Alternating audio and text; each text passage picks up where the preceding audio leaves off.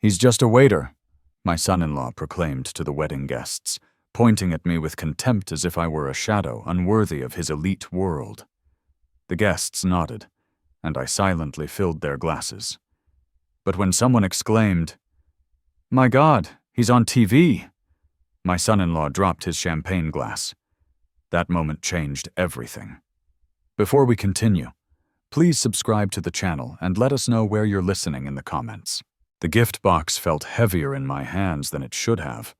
Michael's marble foyer stretched before me like a museum exhibit, all sharp edges and cold surfaces. Sophia appeared from the kitchen, her smile bright but strained. "Dad, you made it." She kissed my cheek, glancing at the wrapped box. "What's that grandfather's watch?" I said, my voice steadier than I felt. Thought Sophia might want it for the wedding. Michael emerged from the living room, wine glass in hand, surveying me like I'd tracked mud across his Persian rug. His gaze lingered on my pressed khakis and polo shirt, my best clothes, but clearly not enough for his standards. "Nathaniel." His handshake was brief, dismissive. "Still working at that American diner, Sunset Bistro?" "Yes." I kept my voice level. "Anthony's been good to me." Michael's attention shifted to the gift. "What's in the box?" Sophia bounced on her toes. "Grandpa's watch." "Dad, can I see it?" I unwrapped it carefully, revealing the gold pocket watch that had belonged to my father. Sophia's eyes widened, but Michael barely glanced at it. "Vintage," he said flatly. "Probably worth something to a collector." The dismissal stung. This wasn't about money, it was about family, about history. But before I could explain, Aunt Clara called from the dining room. "Dinner's ready." We moved to the table. Another showcase of Michael's wealth. Crystal glasses caught the light from an ornate chandelier. I took the seat Sophia indicated, feeling increasingly out of place among the expensive settings. "So, I began attempting conversation. The wedding planning must be exciting. How many guests are you expecting? Michael cut his steak with surgical precision. "We're keeping it intimate. Close friends, professional associates, my colleagues from the firm," Sophia added. "Michael's business partners, family?" "Of course." "Of course," Michael echoed, but something in his tone made me look up. The conversation continued around me. Wedding venues, catering choices, flower arrangements. I listened, offering occasional comments, but Michael's responses grew shorter, his glances more pointed. Finally, he set down his fork. "Nathaniel, I think we should discuss something." Sophia's fork paused halfway to her mouth. "Michael, it's about the wedding," he continued, his voice taking on a boardroom authority. "I've been thinking about the guest list, the atmosphere we want to create." My chest tightened. "What about it?" "Well," Michael leaned back in his chair, completely at ease. "My guests are influential people. Tech executives, venture capitalists, city council members. This isn't just a celebration, Mirai. It's a networking opportunity." "Michael," Sophia's voice held a warning. He ignored her. "I need to be direct. Nathaniel, you're a waiter. My guests move in different circles. Your presence would be problematic." The words hit like a physical blow. I felt my face flush, my hands tighten on my napkin, around the table. Silence settled heavy as lead. "That's my father," Sophia said, her voice sharp. "And I respect that," Michael replied smoothly. "But this wedding is an investment in our future. I won't risk my reputation because of misplaced sentimentality. I found my voice. I raised Sophia. I worked double shifts to pay for her education, and..." "That was admirable," Michael cut me off. "But this is reality. You serve food for a living. My guests create jobs, fund startups, influence policy. Do you really think you belong in that conversation?" The room spun slightly. Sophia was saying something, her voice rising, but the blood rushing in my ears made it hard to focus. Aunt Clara cleared her throat uncomfortably. Michael stood up. His decision made, perhaps we should continue this discussion privately. Nathaniel, would you join me on the terrace? The sliding door closed behind us with a soft click, cutting off Sophia's protests from inside. Michael's terrace was like everything else in his house. Expensive. Designed to impress. Below us, workers were setting up white chairs in the garden, stringing lights between trees. My daughter's wedding preparations happening right in front of me. Michael positioned himself against the railing, the garden backdrop framing him like a portrait of success. I stood awkwardly near the door, still clutching the gift box. Beautiful view, isn't it? He gestured toward the city lights beyond his property. This house cost me $2.8 million. The wedding alone is running $180,000. The number hit me like a slap. $180,000. I'd never seen that much money in my lifetime, let alone spend it on a single day. 180, I started. 1,000, yes. Michael's smile was cold. Flowers are 20 grand. The photographer another 10.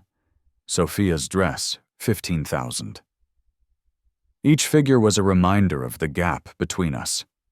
I watched the workers below arranging chairs that probably cost more than my monthly rent. I paid for Sophia's college, I said, my voice quiet but steady. 4 years at Stanford, worked double shifts, saved every tip for her apartment when she graduated, for her car. That was then. Michael's interruption was sharp. This is now. She's my responsibility. And I'm telling you, your presence at this wedding would be an embarrassment. The words burned. I looked down at the gift in my hands, my father's watch that had seemed so meaningful an hour ago. You can't just... I can, and I will. Michael moved closer, his voice dropping to a whisper.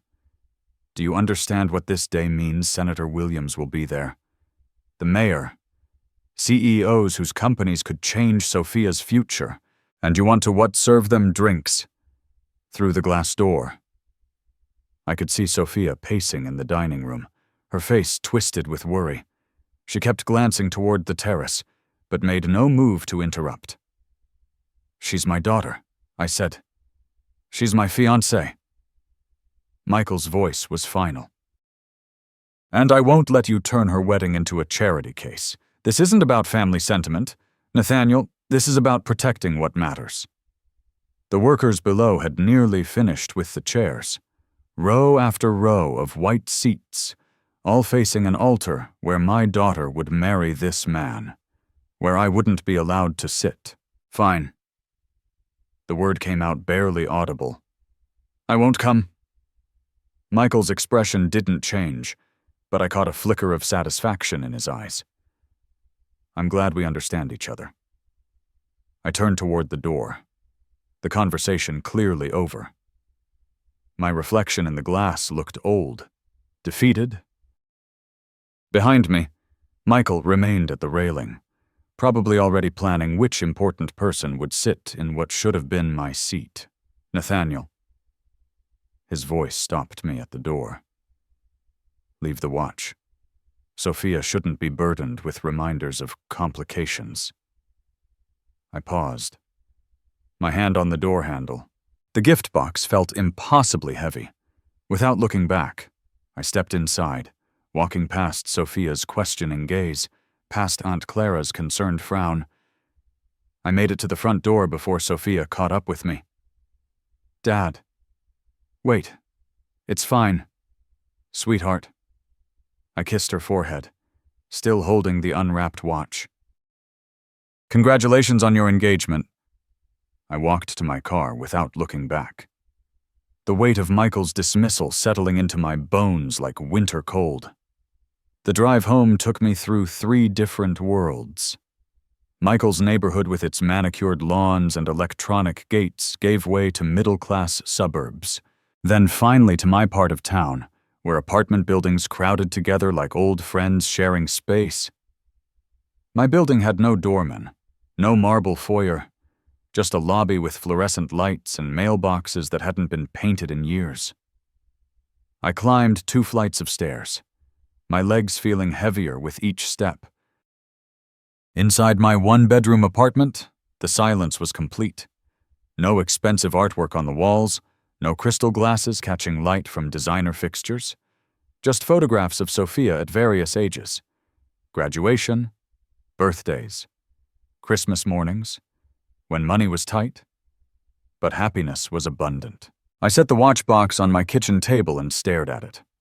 Grandfather's watch passed down through 3 generations of Sinclair men. Worth something to a collector, Michael had said, as if its only value was monetary. The calculator sat in my desk drawer beneath old bills and expired coupons. I pulled it out and started adding. Sophia's tuition, $50,000 per year. Room and board, $20,000 annually. Her car, the down payment had been $4,000 from my savings. Her security deposit when she moved out. Another $2,500. The numbers blurred together. Over $250,000 earned 1 table at a time. 1 tip at a time. 25 years of double shifts and aching feet and polite smiles for customers who barely saw me as human. My phone buzzed. Sophia's name appeared on the screen. "Dad?" Her voice was thick with tears. "I'm so sorry about tonight. It's okay, sweetheart, and it's not okay. Michael had no right to talk to you like that. You're my father. You should be at my wedding." I closed my eyes, listening to her pain. Sometimes life isn't fair. Sophia, but I'll find a way to be there for you. How Michael meant what he said, he won't change his mind. Through my bedroom window, I could see the lights of downtown where Sunset Bistro sat among dozens of other restaurants, where I'd worked for 20 years, invisible in my black vest and white shirt, serving people who never learned my name. "Don't worry about it," I told her. "Just focus on being happy. That's all I've ever wanted." After we hung up, I sat in the growing darkness, thinking about Michael's words. "You serve food for a living," as if that made me less of a person, less worthy of witnessing my own daughter's wedding. I walked to my closet and pulled out my work uniform. Black pants, white shirt, black vest, the costume of invisibility that had paid Sophia's way through life. How many important dinners had I served? How many wealthy guests had I made comfortable while remaining utterly forgettable? The uniform felt different in my hands tonight. Not like a symbol of servitude, but like armor, like possibility. Michael was right about one thing. I was just a waiter. But he'd made a crucial mistake. He'd forgotten that waiters are invisible. We move through important events, serving the powerful, hearing their conversations, witnessing their private moments. We're part of the scenery, essential but unnoticed.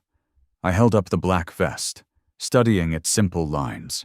Tomorrow I would call Anthony and ask him a favor, not as Nathaniel Sinclair, father of the bride, but as Nathaniel Sinclair, experienced waiter, who knew how to disappear into any crowd. Michael wanted to protect his precious networking event from the embarrassment of my presence. He'd never suspect that the man refilling his guests' wine glasses might be the same person he'd humiliated on his terrace.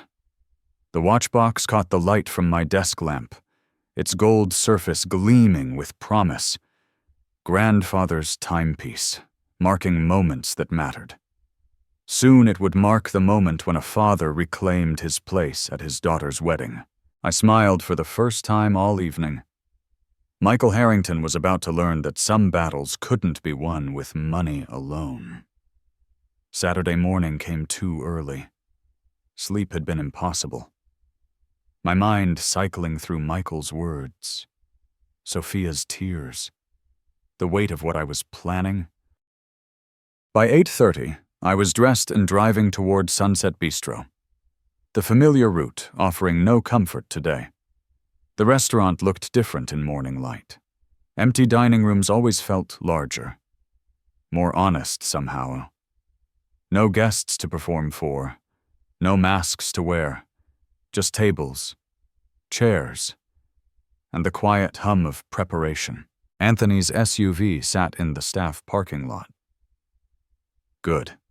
I needed this conversation to happen before the lunch rush, before other servers arrived with their weekend energy and gossip. Inside, the coffee machine was already brewing. Anthony stood at the prep station, slicing onions with mechanical precision, his weathered hands moving in practiced rhythm. 25 years of friendship had taught me to read his moods. Today he seemed troubled. "You're early," he said without looking up. "Saturday shifts don't start until 10. Couldn't sleep." I poured coffee into 2 mugs, adding sugar to his the way he liked it. The ritual felt important, grounding. "Anthony, I need to ask you something." He accepted the coffee, finally meeting my eyes. Lines around them spoke of long nights and difficult decisions, the weight of keeping a family business alive in an expensive city. "What troubles you?" "My friend." The words came harder than I'd expected. "Tomorrow is Sophia's wedding." "Ah, yes. At the big house in Hillsborough. Very fancy." He sipped his coffee. "You must be proud." "I am. But there's a problem." I leaned against the counter, choosing words carefully. "Her fiancé doesn't want me there." Anthony's knife stopped moving. "What do you mean he thinks I'm not good enough for his guests?" "Too embarrassing." "Just a waiter," he said. The silence stretched between us. Anthony set down his knife, his expression shifting from confusion to something harder. "This man, he said this to you." "Last night. Told me not to come to my own daughter's wedding." Anthony's hands clenched into fists. In his voice, I heard the echo of every slight he'd endured as an immigrant. Every time someone had looked through him like he didn't matter. What kind of man turns away a father from his daughter's wedding? The kind who cares more about appearances than family. I took a deep breath. "That's why I need your help." His eyebrows rose. "What can I do? Hire me to work the wedding just for tomorrow. One day?" Anthony stared at me like I'd suggested robbing a bank. "You want to work your own daughter's wedding, Nathaniel? That's crazy." "It's the only way to be there. Michael can't forbid a waiter from working his event. I'll be invisible. Just part of the service. But I'll see her walk down the aisle. I'll be there when she says her vows." He shook his head slowly. "This is not right. A father should sit in the front row, not serve drinks to strangers. Sometimes we don't get what should be. We take what we can get." Anthony returned to his onions, cutting with more force than necessary. The knife blade caught the morning light, flashing like his changing expressions. "You really want to do this thing? I've never wanted anything more." Another long silence. Outside, delivery trucks rumbled past, starting their daily routes. Normal Saturday morning sounds for everyone except me. "The catering company. They handle the service," Anthony said finally. "But I know the manager, Joseph Torino. We worked together years ago." My chest tightened with hope. "Would he add me to the crew for you, yes?" "Joseph owes me favors." Anthony wiped his hands on his apron. "You're sure about this?" "Nathaniel, once you start serving that man's guests, there's no going back, no dignity in retreat. My dignity isn't in question here. His is." Anthony studied my face, searching for doubt he wouldn't find. After 25 years, he knew my stubborn streak as well as anyone. "Okay. Then I'll call Joseph this morning. You'll work the wedding tomorrow." Relief flooded through me like warm coffee on a cold morning. "Thank you." "Anthony, I won't forget this. You're a good man." Nathaniel Sinclair. If that fancy son-in-law can't see it, that's his blindness. Not your fault. I finished my coffee. Already mentally preparing for tomorrow? Black pants? White shirt? Bow tie if required? The uniform of invisibility that would let me witness the most important day of my daughter's life. What time should I be there? Setup starts at 11. Joseph will expect you then. Anthony returned to his prep work. And Nathaniel, don't let that man make you feel small. You've earned your place in this world. Walking back to my car, I felt lighter than I had in hours. Tomorrow, Michael Harrington would learn that some battles couldn't be won with money and threats.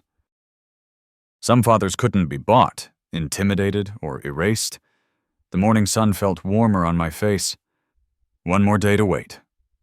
The afternoon setup at Sunset Bistro's private dining room moved with mechanical efficiency. 6 hours had passed since my conversation with Anthony. 6 hours of regular lunch service, smiling at customers, pretending normality. While my mind counted down to tomorrow, round tables filled the space like white-clothed islands, each one requiring precise spacing for servers to navigate. I moved between them with practiced ease, adjusting angles, ensuring the room flowed properly for tomorrow's service. Crystal glasses caught light from the chandeliers Anthony had installed last year, each table setting a small masterpiece of folded napkins and polished silverware. Sophia's wedding reception would be beautiful, even if I'd only see it from the kitchen's perspective. The sound of voices from the lobby made me look up. Sophia's laugh carried through the doorway, bright and nervous, followed by heavier footsteps on marble floors. Michael's voice cut through the afternoon quiet. The flowers should be positioned there, not blocking the dance floor. My hand stilled on the tablecloth I was adjusting. They were here for the final walkthrough, checking details for tomorrow's perfection.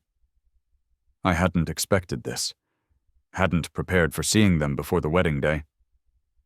Dad.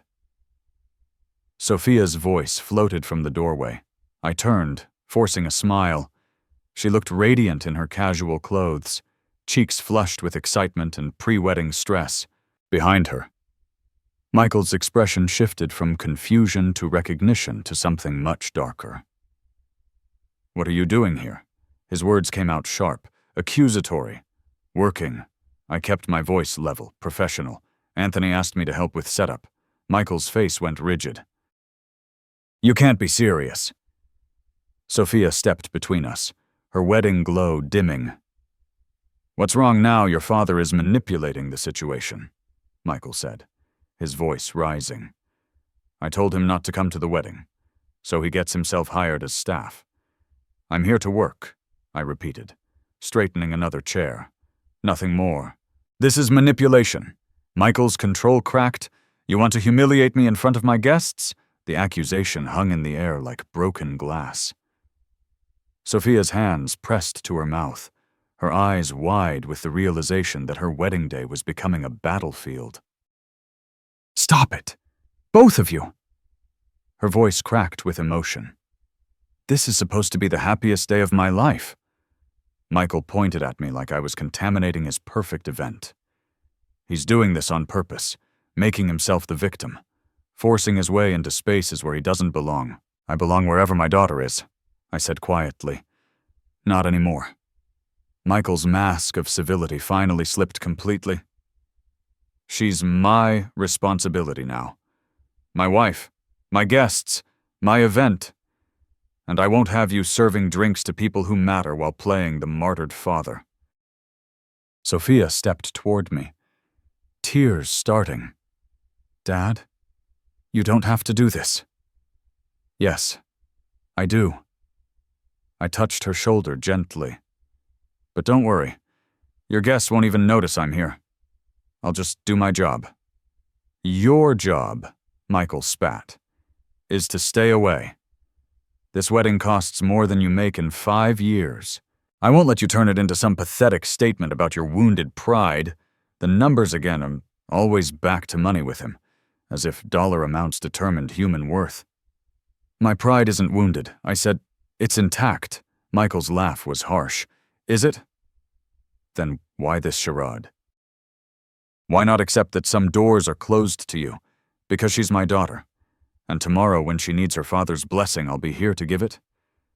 As hired help. as whatever it takes. Sophia was crying now, quiet tears that broke my heart, her perfect wedding planning destroyed by the two men who should have been protecting her happiness. Michael turned toward the door. His decision made. We'll see about that. The threat in his voice was unmistakable. Sophia followed him, casting one last apologetic look over her shoulder. I'm sorry, Dad. Don't be... Sweetheart, just focus on being happy tomorrow. They left, their footsteps echoing down the marble hallway. I returned to adjusting tables, but my hands shook slightly now. Michael's parting words carried weight, the promise of action, not empty anger. Through the dining room windows, I watched their car pull away. Tomorrow would bring more than I'd bargained for, but tonight I'd finished preparing the room where my daughter would celebrate the beginning of her new life. Whatever Michael was planning, I'd be ready. Evening shadows stretched across Sunset Bistro's dining room as I polished the last of the silverware. The tables stood ready like soldiers in formation, each place setting perfect for tomorrow's guests. 4 hours had passed since Michael's departure. 4 hours of steady work that kept my hands busy while my mind churned. The kitchen doors swung open. Anthony emerged from his office, his expression serious in a way that made my stomach clench.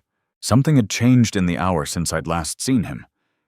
Nathaniel, my friend. His voice carried weight. We need to talk. I set down the silver serving spoon I'd been polishing. What happened? Anthony pulled out a chair at the nearest table, settling his bulk into it like a man carrying bad news. The gesture itself was telling. Anthony rarely sat during work hours. Your son-in-law came back, my hand stilled, 1 hour ago. Drove up in that expensive car. Marched in here like he owned the place. Anthony's weathered face hardened. Made me an offer I was supposed to find irresistible. The words hit like cold water. Michael hadn't accepted defeat on the terrace. Of course he hadn't. Men like him didn't accept anything that challenged their control. What kind of offer? Anthony leaned forward, his voice dropping. 6,000 cash for not letting you work tomorrow. The number stunned me. 6,000 was more than I made in 2 months. Money that could transform Anthony's struggling restaurant. The casual dismissal of such an amount revealed how desperate Michael had become. What did you tell him? I told him principles aren't for sale. Anthony's eyes flashed. Then he got angry, started talking about health inspectors, liquor license reviews, how many important people he knows in city government. My chest tightened. Michael wasn't just trying to buy Anthony's cooperation. He was threatening his livelihood, the family business that had taken 25 years to build. Anthony, you don't have to... Stop! He held up a weathered hand. You think I survived 25 years in this business by backing down from bullies? Your son-in-law? He made a mistake. He showed me who he really is. The quiet intensity in Anthony's voice was more frightening than any shouting. This was a man who'd built something from nothing, who understood the difference between strength and power. What exactly did he say? That you were obsessed, unstable, that letting you work would endanger his guests' safety? Anthony's mouth twisted with disgust. Then he offered more money. 12,000. Like I'm some immigrant who doesn't understand American values. The full picture crystallized. Michael wasn't just embarrassed by my presence. He was genuinely afraid of what I might do, what I might say to his important guests. The control he'd worked so hard to establish was slipping. I'm sorry he threatened you. Threats. Anthony laughed, but there was no humor in it. Let him try. I have friends too, not rich friends, but good friends. Friends who understand loyalty. I resumed polishing silverware, needing the motion to process what I'd learned. Michael's desperation ran deeper than wounded pride. This was about something fundamental, his need to control every aspect of his world. to eliminate any variable that might expose his insecurities. "So, what happens tomorrow? Tomorrow you work?" Anthony stood. "Decision made. Joseph expects you at 11. And if your son-in-law wants to make trouble, he'll discover that immigrants know how to fight back." The silverware gleamed under the dining room lights, each piece reflecting a distorted image of my face. Tomorrow I'd use these same utensils to serve Michael's guests, moving through his perfect event like a ghost he couldn't exorcise. "Thank you, Anthony, for everything. Don't thank me yet." His expression grew troubled. "Men like your son-in-law, they don't give up easy. Tonight, he'll be making more phone calls, pulling more strings. Tomorrow might not go the way either of us expects." I looked around the dining room one final time. Chairs aligned perfectly, glasses sparkling, flowers arranged with artistic precision. Sophia's wedding reception ready for guests who would never know about the battle being fought for access to it. Let him make his calls. I said, "Tomorrow I'll be exactly where I belong." Anthony nodded, heading back toward his office. "Remember, Nathaniel, we're not just fighting for tomorrow. We're fighting for the right to exist in the same world as our children." The weight of his words settled over me like evening shadows. This wasn't about a wedding anymore. It was about something much larger. Dignity, respect, the right to be present for the moments that mattered most. Tomorrow would test everything I believed about myself. Everything I'd taught Sophia about standing up for what's right. Michael Harrington was about to learn that some fathers couldn't be bought, threatened, or erased. I finished the last piece of silverware and turned off the dining room lights. One more night to prepare for the most important performance of my life. 22 hours of waiting had led to this moment. The banquet hall gleamed under crystal chandeliers, every surface polished to perfection. White roses cascaded from tall centerpieces, their petals catching the evening light like scattered diamonds. I moved through this elegance, carrying a silver tray of champagne flutes, invisible in my black vest and bow tie. The first guests arrived precisely at 5. Tech executives in $1,000 suits, venture capitalists whose casual conversations involved millions, city officials whose handshakes could change policies, Michael's people, the ones who mattered in his carefully constructed world. Champagne. I offered the tray to a distinguished woman in pearls, her evening gown probably worth more than I earned in 6 months. How lovely. She smiled, accepting a glass. What an elegant affair. Michael certainly knows how to host. Through the crowd, I caught sight of the head table where Sophia glowed in her wedding dress, radiant despite the undercurrents swirling around her special day. Michael stood beside her, greeting guests with practiced charm. Though his eyes kept finding me across the room, an elderly gentleman in a perfectly tailored tuxedo approached my station. "Excellent service. Young man, you're very attentive. Thank you.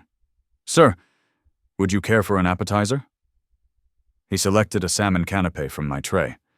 "You carry yourself well. Not many waiters have such natural grace these days." The compliment warmed me more than it should have. Natural grace. If only he knew the years of training that had created this ease of movement, this ability to navigate social spaces with quiet confidence. Nathaniel has worked with us for many years. Anthony's voice came from behind me. One of our finest staff members. The gentleman nodded approvingly. "It shows. Proper service is becoming a lost art." Michael's voice carried across the room as he laughed at someone's joke. But his laughter seemed forced, his glances in my direction increasingly frequent. Each time our eyes met, I saw the same calculation, wondering when I might crack, when the humiliation might become too much. A young woman in a stunning blue dress approached. "Excuse me, could you help my grandmother to her seat? She's having trouble with her walker." Of course. I set down my tray and offered my arm to the elderly lady, guiding her carefully between tables. Her grateful smile reminded me of similar moments from long ago, when courtesy wasn't just professional training, but natural instinct. "Such a gentleman," she murmured. "Your parents raised you well. If only she knew my parents had been gone for decades. That everything I'd learned about grace under pressure came from years of performing for audiences far larger than this one." The dining room filled steadily with Michael's chosen guests. Each face represented influence, wealth, connections that could advance careers or destroy them with a whispered word. They spoke in the casual tones of those accustomed to power, discussing stock options and political appointments like others might talk about weather. Sophia caught my eye from across the room and offered a subtle smile. Grateful, apologetic, proud. In that moment, she looked exactly as she had at 5 years old, when she'd insisted I wear a crown to her imaginary tea parties, because fathers should look important. 2. Michael moved toward the head table, preparing for the traditional toasts. His confidence seemed restored now, surrounded by his peers, secure in his territory. The nervous energy from yesterday had transformed into something more dangerous, the assurance of a man who believed he controlled every variable. I refreshed champagne glasses around the room, ensuring everyone was prepared for the formal ceremony portion of the evening. The crystal sang softly as glasses touched, a delicate music that spoke of celebration and joy. At the head table, Michael stood and tapped his glass with a silver spoon. The room's conversation gradually quieted, all attention turning toward the groom, who commanded their respect through wealth and influence. "Ladies and gentlemen," his voice carried easily across the space, "if I could have your attention for a moment." The room fell silent as Michael's voice commanded attention. I continued moving between tables, refilling glasses that barely needed refreshing. My trained hands steady despite the growing tension in my chest. "Thank you all for sharing this incredible evening with Sophia and me," Michael began, his tone warm and confident. "We're surrounded by the people who matter most, colleagues who've built this community, friends who've supported our journey, family who've shaped our values." Applause rippled through the crowd. Sophia beamed up at him, her face glowing with bridal joy and champagne. I paused near a corner table, champagne bottle poised, waiting for the toast to conclude.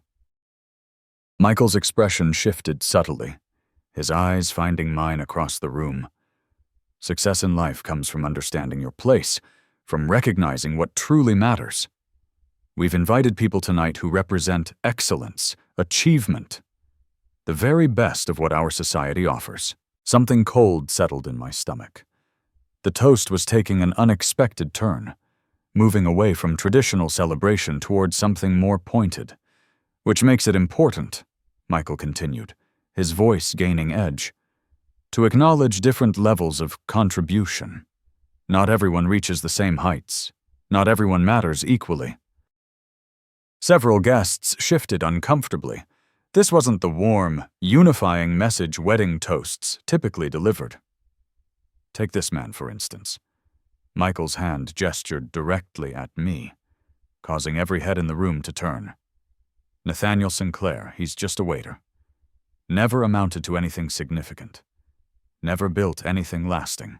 A man who peaked in his 20s and has spent 40 years sliding downward. The champagne bottle felt impossibly heavy in my hands. Sophia's face had gone white, her eyes wide with horror. Around the room, guests exchanged uncertain glances, clearly uncomfortable with the cruelty unfolding before them. "He wants to be part of this celebration." Michael's voice grew stronger, fed by the attention, but the truth is, there are makers and there are servers, leaders and followers, people who matter and people who simply exist to facilitate the lives of those who do. I set the champagne bottle on the nearest table with careful precision. My hands remained steady, though my heart hammered against my ribs. "Michael, please stop!" Sophia's voice was barely audible, lost in the stunned silence. But Michael was beyond stopping now, drunk on power and the intoxication of public dominance. Some people spend their lives dreaming of significance, while others actually achieve it. The difference is fundamental, unchangeable. Natural selection in action. I straightened my bow tie and smoothed my vest. Habits from another lifetime asserting themselves automatically. When I spoke, my voice carried clearly across the silent room. Would anyone like more champagne? The simple question, delivered with perfect composure, seemed to break Michael's momentum. He stared at me, perhaps expecting anger, tears, or defensive justification. Instead, he found the same professional courtesy I'd shown every guest that evening. A few people nodded mutely. I retrieved my bottle and continued my rounds, moving between tables with the same graceful efficiency I'd maintained all evening. Each pour was precise, each interaction courteous and warm. Michael remained standing, his toast hanging unfinished in the air. The cruel words had achieved their purpose, establishing his dominance, demonstrating his power to humiliate without consequence. But something in my calm response seemed to rob him of the satisfaction he'd expected. An elderly woman near the window cleared her throat. "Perhaps we should eat dinner now." Others murmured agreement, grateful for any escape from the uncomfortable moment. Sophia pressed her napkin to her eyes, trying to preserve her makeup while processing the horror of what had just occurred. I reached their table last. Approaching with the same professional demeanor I'd shown everyone else. "More champagne for the bride and groom?" Sophia looked up at me with tears threatening to spill. "Dad, I'm so sorry. It's your wedding day." "Sweetheart, nothing else matters." Michael watched our exchange with narrowed eyes, perhaps realizing that his public attack had failed to break me as intended. If anything, my composure made his cruelty appear petty and small. The room buzzed with uncomfortable energy. Guests struggling to process what they'd witnessed. Conversations restarted gradually, but the celebration's joy had been poisoned by Michael's display of power. I moved toward the kitchen to check on the next course, leaving behind a room full of people who would remember this evening, not for its elegance, but for the moment when a groom chose cruelty over celebration. The damage was done, but I was still standing. 15 minutes had passed since Michael's toast, and the room still hummed with residual discomfort. Conversations had resumed, but they carried an artificial quality, guests working harder than usual to maintain festive spirits. I continued my service rounds, offering second helpings and clearing plates with the same quiet efficiency. Near the far wall, a young man in his 20s sat scrolling through his phone, occasionally glancing at the television mounted above the bar. Sunset Bistro kept classic films playing during events, Anthony's touch of old Hollywood glamour that distinguished his venue from sterile hotel ballrooms. The young man's attention drifted between his device and the screen, where black and white images flickered in the background of the wedding chatter. Something caught his focus, causing him to lean forward and study the television more intently. I was clearing glasses from a nearby table when I heard his sharp intake of breath. "Oh my word," he said loud enough to catch his companion's attention. "He's on television." Several guests looked up from their conversations, following his gaze to the screen above the bar. The young man's excitement was infectious, drawing more eyes toward whatever had captured his interest. "That's the same man." His voice carried clearly across the dining room. "Now, the waiter." The word rippled through nearby tables like a stone dropped in still water. Heads turned between the television screen and my position near the dessert station. Trying to understand the connection being made, an elderly woman in an emerald dress peered over her glasses at the screen, then at me, then back again. Her face transformed with recognition and wonder. "I remember that film," she said, her voice trembling with excitement. He was wonderful. Such presence, such natural ability. More guests were turning now. Drawn by the growing commotion, the television showed a young man in a naval uniform, his face earnest and hopeful as he spoke to someone off camera. The image was crisp despite its age, every detail clear under the restaurant's careful lighting. "That's definitely him," another voice confirmed. 30 years younger, but absolutely the same person." I felt the weight of every gaze in the room settling on me like spotlights. The careful invisibility I'd maintained all evening evaporated in an instant, replaced by the uncomfortable exposure I'd spent decades avoiding. Michael's champagne glass slipped from his fingers, hitting his plate with a sharp crack that seemed to echo through the sudden quiet. His face had gone pale, mouth slightly open as he stared between the television and me. "Ladies and gentlemen," the young man called out, now standing in his excitement, "we have a genuine movie star serving our champagne." The revelation spread through the room like wildfire. Guests pulled out phones, searching movie databases and streaming services. Elderly attendees shared memories of seeing my films in theaters, their voices growing animated with nostalgia and discovery. Nathaniel Sinclair, one woman read from her phone. 9 major films between 1985 and 1992. Golden Globe nomination for Pacific Journey. Sophia's hands pressed to her mouth, her eyes wide, not with shame, but with dawning understanding. She was seeing her father's sacrifices through new eyes, comprehending the magnitude of what he'd given up for her future. I continued clearing the table in front of me, my movements unchanged despite the scrutiny.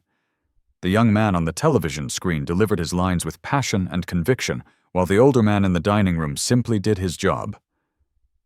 "Why didn't you say anything?" the guest called out, his tone respectful rather than mocking. I looked up from the plates I was stacking, meeting his gaze with the same quiet dignity I'd maintained all evening. "Tonight isn't about me." The simple response seemed to deepen the room's fascination. Here was a man who had commanded theater screens, who had been recognized and celebrated, now serving champagne without seeking recognition or special treatment. Michael remained frozen at the head table, his elaborate plans for dominance crumbling around him.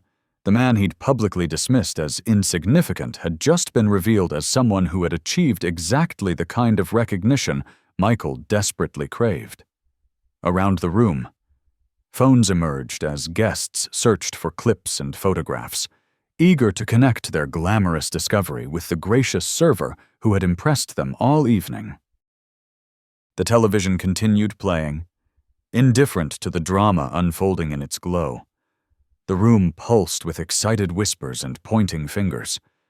Guests huddled around phones, searching for clips and photographs, their faces bright with the thrill of discovery. I continued holding my empty serving tray, feeling the weight of every gaze, but maintaining the same professional posture I'd carried all evening. The whispers grew louder. 9 films between 1985 and 1992. Golden Globe nomination. I remember seeing him in theaters. The excitement was infectious, spreading through the dining room like ripples on a pond. I set my tray on the nearest table and slowly untied my apron. The simple gesture felt monumental, like removing a costume I'd worn for too long. Beneath it, my white shirt and black vest remained. But something fundamental had shifted. "Yes," I said, my voice carrying easily across the suddenly quiet room. "That's me in the film. I was once an actor." The admission seemed to release something in the air. Guests leaned forward, drawn by the quiet confidence in my tone. But when Sophia was born, I continued, glancing toward my daughter's tear-streaked face. I chose family.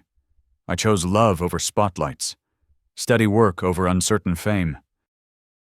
And I've never been ashamed of serving others, of honest work that paid for my daughter's education and future. Sophia pushed back her chair and moved toward me, her wedding dress rustling against tables as she navigated through the crowd. Other guests stepped aside, creating a path between us. "Dad." Her voice broke on the word. "Why didn't you ever tell me?" I reached out and took her hands, feeling their tremor through her white gloves. "The past doesn't define us, sweetheart. What matters is that I'm here with you on the most important day of your life." Tears spilled down her cheeks, carrying mascara in dark trails. "You gave up everything for me." "I gained everything," I corrected. "A daughter who became an extraordinary woman. 28 years of watching you grow, learn, succeed. No role could have given me that." Around us, the room had fallen completely silent. Even the kitchen staff had emerged from their station, drawn by the emotion unfolding in their dining room. An elderly man near the windows stood first. "You're a true gentleman, sir." The words seemed to break a dam. Other guests rose, their applause starting tentatively, but growing stronger. Soon, the entire room was standing, celebrating not the revelation of a former celebrity, but the recognition of genuine character.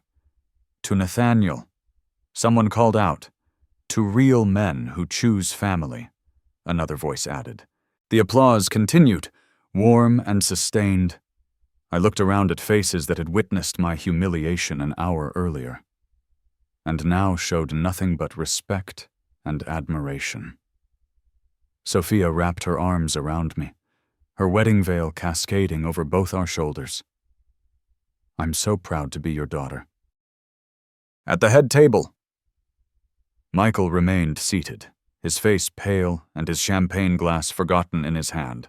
The man who had publicly dismissed me as insignificant now faced the reality of what he had done. Humiliated a respected actor in front of people who would remember this moment for years.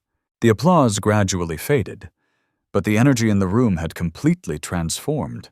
Guests approached with warm handshakes and genuine smiles, no longer seeing a servant, but recognizing a fellow human being worthy of respect. "Mr. Sinclair," a young woman said, "I just found clips from Pacific Journey online. Your performance was incredible." "Thank you," I replied simply. "But tonight belongs to Sophia and Michael." The mention of his name seemed to awaken something in the groom. Michael stood slowly from his chair, his movements uncertain, like a man learning to walk again after a long illness. Our eyes met across the room, and I saw something I hadn't expected. Genuine shame. The first crack in his armor of arrogance and control. The celebration continued around us, but I found myself needing a moment away from the attention. 25 years of invisibility had made the sudden spotlight uncomfortable, despite its warmth. I moved toward the bar area, seeking the quiet corner where Anthony kept coffee warm for his staff. The familiar ritual of pouring coffee helped steady my hands. Steam rose from the cup, carrying the rich aroma that had punctuated countless shifts at Sunset Bistro. Some things remained constant, even when everything else changed. "Nathaniel Sinclair, you magnificent old fraud." The voice from behind me carried decades of shared history. I turned to find Frank Whitaker approaching with his characteristic wide grin, his silver hair perfectly styled despite the evening hour. "Frank?" I set down my coffee and embraced my old friend. "What are you doing here? Sophia invited me weeks ago, said her father worked at this place, but didn't mention it was the Nathaniel Sinclair." His eyes sparkled with mischief. "Imagine my surprise walking in to find you hiding behind a serving tray." Frank looked exactly as I remembered. Expensive suit, confident posture, the bearing of a man who'd never left the industry that had defined both our youths. "I'm not hiding." I said, "I'm working." "Working, Nathaniel. Do you know what's happening with your films?" Pacific Journey plays on retro channels monthly. Complete cult classic. Young filmmakers study your performance techniques. The information felt surreal, while I'd been serving champagne and clearing tables. Somewhere in the world, people were analyzing work I'd done 30 years ago. That's wonderful. "Frank, but I'm serious. There's talk of a documentary about actors who disappeared at their peak. Your name comes up constantly." Frank's enthusiasm was infectious, his hands gesturing as he painted pictures of renewed recognition and career resurrection. "My life is here now," I interrupted gently. "With family, with work that matters." Frank studied my face, perhaps seeing something he hadn't expected. "You're really content, aren't you, serving tables when you could be commanding stages again?" Through the doorway, I could see Sophia mingling with guests, her face glowing with pride and love. Michael remained at the head table, still processing the evening's revelations. "More than content," I said, "fulfilled in ways I never was during my acting days. But the opportunities. Nathaniel, the industry has changed. Character actors are in demand. Your experience, your natural presence." Frank paused, reading my expression. "You're not even tempted." I picked up my coffee again, letting its warmth seep through the porcelain into my palms. Success isn't measured in spotlights, Frank. It's measured in the love of people who matter. Frank followed my gaze toward Sophia, understanding dawning in his expression. "She doesn't know, does she? About how big you really were. She knows I love her. Everything else is just background noise." Nathaniel Sinclair, the philosopher. Frank chuckled, but his tone carried respect rather than mockery. "You always were different from the rest of us. Not different. Just clear about priorities." We stood in comfortable silence. Two old friends separated by decades of different choices. Frank's path had led through continued industry connections. Mine through serving trays and parent-teacher conferences. Neither was wrong. But only one had brought me peace. "The offer stands," Frank said quietly. "If you ever want to explore possibilities, I know people who would be thrilled to work with you again. I appreciate that truly. But my performing days are behind me."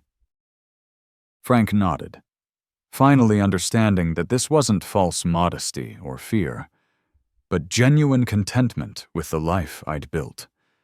Across the room, I noticed Michael standing now, his posture different than before. The arrogance had drained from his shoulders, replaced by something heavier. The weight of recognition and regret. "I should get back," I said to Frank. "Family obligations." "Of course." Frank clasped my shoulder. "For what it's worth, you made the right choice. That daughter of yours looks at you like you hung the moon." As Frank melted back into the crowd of guests, I finished my coffee and prepared to return to whatever came next. The evening had brought revelations I'd never expected, but my priorities remained unchanged. Sophia's happiness, family peace, the simple satisfaction of work well done. Michael was walking toward the microphone now, his face set with determination. Michael's approach to the microphone drew every eye in the room. His earlier confidence had evaporated, replaced by the careful movements of a man navigating unfamiliar emotional territory. I remained near the bar, watching as my son-in-law prepared to address the same audience he'd commanded so cruelly an hour before. He tapped the microphone, and the room quieted instantly. Wedding guests who had been chatting excitedly about my acting career turned their attention to the man who had publicly humiliated me, curious about what he might say now. "Ladies and gentlemen," Michael began, his voice lacking its previous authority. "Earlier tonight, I said things that were inexcusable. I want to apologize. especially to Nathaniel. The silence was absolute. Even the kitchen staff had stopped their cleanup to listen. I was wrong. Completely wrong. Michael's eyes found mine across the room. He's not just a waiter. He's a wonderful father, a man of genuine character, and someone who gave up fame to raise his daughter with love and dedication. His voice caught slightly on the words. The practiced businessman struggling with public vulnerability. I judged him by superficial standards, by income and social position, when I should have recognized the depth of his character. Nathaniel Sinclair is more of a man than I realized, and I'm sorry it took this evening for me to see it. Michael paused, gathering courage for what came next. Nathaniel, if you'll accept it, I'd like to start over, not as the embarrassing father-in-law I tried to hide, but as Sophia's beloved father, welcomed and honored in our family. The room held its breath. All eyes turned to me, waiting for my response to this public reversal. I walked toward the head table, my steps measured and calm. Sophia watched with tears streaming down her face, her hands pressed to her heart. "Thank you, Michael," I said, my voice carrying clearly through the quiet room. "Family is what matters most. Everything else is just noise." I extended my hand to him. He took it with both of his... The gesture more than a handshake. It was a bridge across the chasm his earlier cruelty had created. "I'm sorry," he whispered loud enough for nearby guests to hear. "I was threatened by your relationship with Sophia, scared you'd make me look small by comparison. You did that yourself," I replied gently, "but we can move forward from here." Sophia stood and moved toward us, her wedding dress flowing around her like clouds. She wrapped her arms around both of us, creating a circle of reconciliation that had seemed impossible an hour earlier. "I love you both," she said through tears of joy rather than pain. The room erupted in applause, but this time it felt different. Not the polite recognition of social obligation, but genuine celebration of authentic resolution. Guests rose from their seats, raising glasses in spontaneous toasts to Nathaniel, to family, to real character. Anthony emerged from the kitchen, his weathered face bright with satisfaction. 25 years of friendship had led to this moment of vindication, and his smile said everything words couldn't express. As the applause continued, Michael turned to address the room one final time. Tonight was supposed to be about celebrating love and new beginnings. It took me too long to realize that love includes honoring the people who shaped the woman I'm lucky enough to marry. He lifted his champagne glass. To Nathaniel Sinclair, actor, father, and the man who taught my wife that true success means putting family first. The toast echoed through the room, glasses clinking in harmony rather than obligation. The celebration that had begun as a display of wealth and status had transformed into something deeper. A recognition of authentic values and genuine character. Sophia took my arm as the formal dinner concluded, and the dancing began. "Would you honor me with the father-daughter dance?" "Dad, always," I replied. As we moved on to the dance floor, I caught sight of my reflection in the mirrors along the wall. Still wearing my waiter's vest and bow tie, but somehow looking different. Not like hired help, but like exactly who I was. A father celebrating his daughter's happiness. The music began, and Sophia and I danced, while wedding guests formed a circle around us. Michael watched with a genuine smile, his earlier arrogance replaced by what looked like gratitude. Frank appeared at the edge of the crowd, raising his glass in a subtle salute to the man who had chosen love over acclaim, and found both in the end. As the music faded, Nathaniel held Sophia close, cherishing the moment they had fought so hard to share. Michael joined them on the dance floor, his hand extended in true reconciliation. The night, once filled with tension, now brimmed with warmth and understanding. Family bonds, tested and strengthened, shone brighter than any spotlight. If you enjoyed this heartfelt tale, please like the video and subscribe to our channel. It means the world to us. Share your impressions in the comments. What touched you most about Nathaniel's sacrifice or Michael's change of heart? Feel free to ask questions. We love exchanging ideas and diving deeper into these stories together. Interact with the channel. Your thoughts inspire us to create more. To listen to the next story, click on the box on the left. Thank you for joining us.